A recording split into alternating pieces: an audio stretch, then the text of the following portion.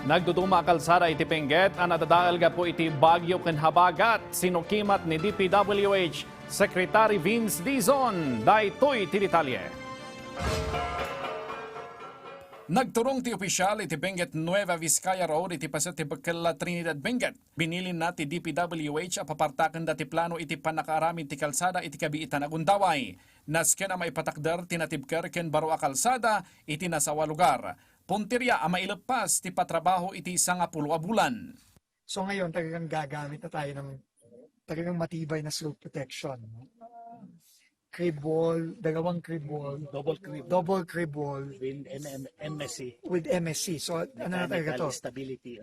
O talagang matibay na to. Kasi kung di natin titibayan, uurit ka ng uurit to. Binisita na mudlang ti rock netting iti nasawa kalsada. Nakita dati saan anasayat apan nakaipauneg ti metal angkor iti daga. A posible analaka madadaal iti kanito ti panagregaay. Ano, papacheck ko yung standards nitong ginawang rock netting dito. Kasi parang ang dali niyang hugutin. No, so papacheck natin to. So I'm going to send a team to check the installation. Hindi dapat kasi hindi naman dapat pwedeng hugutin ng kamay.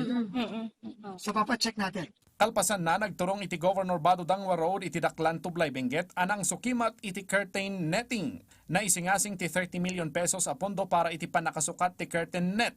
Nga ipatungpal ti mapagpiaran a kontratista. Inlawlawag ti opisyal a nausar iti umno a panggap ti curtain net. Kinonsulta ulit natin yung mga Japanese partners na nag-design at gumawa nito, and they will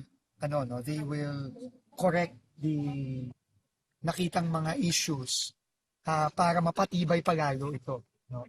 Tingin ko mukhang nga nangyari, hindi nila in-anticipate, hindi nila in-expect na ganito ka laki yung volume ng tubig, lupa at saka ng bato. Kabayatan na sinukimat na mutlaang ti proyekto ti DPWH iti Bulo Creek iti La Trinidad di Strawberry Field. Imunan anadlaw dagiti masaknan asan makasusup iti danom tinaaramid a siphon tunnel a makatulong kuma tapno maliklikan ti panakalayos ti Strawberry Field.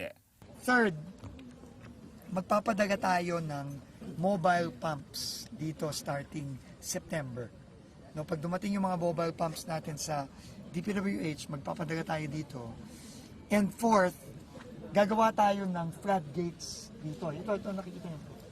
Ang problema kasi dito, kapag tumaas na to na puno, papasok na yung tubig papunta sa mga NIA canals natin.